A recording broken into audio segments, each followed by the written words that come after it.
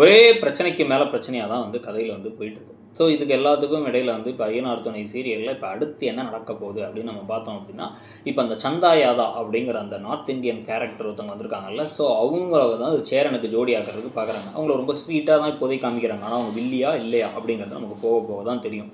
அவங்க சாப்பாடெல்லாம் அனீஷுக்காக சமைச்சிட்டு வந்து உட்காந்துருக்கும் பொழுதே வந்து பார்த்திங்க அப்படின்னா வந்து இவரும் வந்து தான் சாப்பிட்டு சமைச்ச சாப்பாடை கொடுக்க, அவங்க நான் நிறைய வச்சுருக்கேன் நீங்கள் கொடுக்க, சப்பாத்தி ரைஸ் ரெண்டுமே செஞ்சுருக்காங்க. இவர் வந்து கத்திரிக்காய்லாம் செஞ்சுருக்காரு, மாற்றி சாப்பிட்றாங்க. அப்படின்பொழுது உங்கள் சாப்பாடு சூப்பராக இருக்குது, உங்கள் சாப்பாடு சூப்பராக இருக்குன்னு 2 பேரும் பேசிக்கிறாங்க. அனீஷ் இதை பார்த்துக்கிட்டே இருக்கார். இவர் ஜோடி சேர்த்து விட்டுருவார் போல். ஏற்கனவே வந்து என் தங்கச்சிக்கு கட்டிக்கோ பையா அப்படின்னு சொல்லிட்டு இருந்தார். அதுதான் நடக்க போகுது போல். இதுக்கு நடுவில் வானதியும் அந்த பக்கம் வந்து பாண்டியனும் ஒரே ஃபோன்லேயே காதலாகவே இருக்குது. அதை பார்த்து வந்து அவங்க கடையில் ஒர்க் பண்ணுறவர் வேறு வந்து கிண்டல் பண்ணுறது, வம்பிழுக்கிறது. இவங்க 2 பேர் சாப்பிட்டியா, என்ன சாப்பிட்ட அப்படின்னு சொல்லிட்டு பல காலமாகவே தமிழ் பசங்கள்லாம் வந்து கேட்குற ஒரே விஷயம் சாப்பிட்டியாவாக தான் இருக்கும். அதே விஷயத்தை சாப்பிட்டாச்சா, என்ன சாப்பிட்டேங்கிறத வச்சே பேசிக்கிட்டு இருக்காங்க. ஸோ இதை வச்சே மாற்றி வந்து பேசிக்கிட்டு இருக்கும் பொழுது தான் இப்போ இந்த பக்கம் ஒரு பெரிய ஆப்பு ஒன்று காத்துக்கிட்டு இருக்கு சோழனுக்கு. மெயின் கதையாக வந்து அந்த கதை தான் இருக்குது. ஸோ இப்போ மனோகர் புதுசாக ஒரு பிளான் பண்ணி சோழனை மொத்தமாக வெட்டி விடணும்னு முடிவு பண்ணுறாங்க. இதுக்கு நடுவில் நிலா வந்து எனக்கு அங்கே அண்ணெல்லாம் வந்து எந்த வேலையும் பார்க்க விட மாட்டாங்க, டீயே நான் தான் வந்து நான் பண்ணுறேன் போட கற்றுக்கிட்டேன் அப்படின்னு டீ போட்டெல்லாம் கொடுக்குறாங்க. ரொம்ப நல்லா இருக்குன்னு எல்லாரும் குடிச்சிட்டு இருக்காங்க. ஆனால் பிளானில் இறங்கிட்டாங்க. வெள்ளை சோழன் வரும்பொழுதே திடீர்னு கால் உடஞ்ச மாதிரி வராரு இந்த பக்கம் தாஸ்.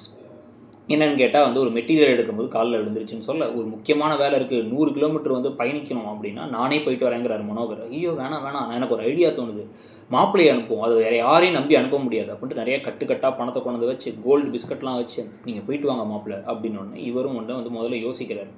உடனே வந்து எல்லாரும் சொல்கிறாங்கல்ல, உங்கள் மேலே இவ்வளோ நம்பிக்கை வச்சு பண்ணுறாங்க, நீங்கள் போயிட்டு வாங்க, போயிட்டு வந்து போய் 100 கிலோமீட்டரில் போய் அந்த இடத்துல போய் இதை கொடுத்துட்டிங்கன்னா போதும் அப்படின்னு நிலா பேச இப்போ வந்து இப்போவும் சோழனுக்கு டவுட் வரல. ஏதோ குழப்பமாக மட்டும் இருக்குது, ஆனால் டவுட் வரல. இவர் சரி அப்படின்னு யோசிச்சுட்டு இருக்காரு.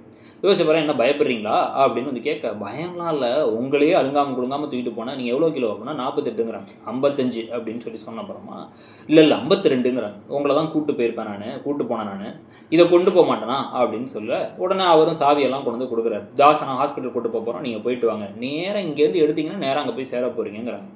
இவர் போகிறவரில் யாரோ ஆக்சிடெண்ட்டில் கீழே விழுந்துட்டாங்கன்னு இறங்கி போக, இவரை உடனே லபக் அப்படின்னு சொல்லி தூக்கிட்டு கொண்டு போய் வச்சிடறாங்க.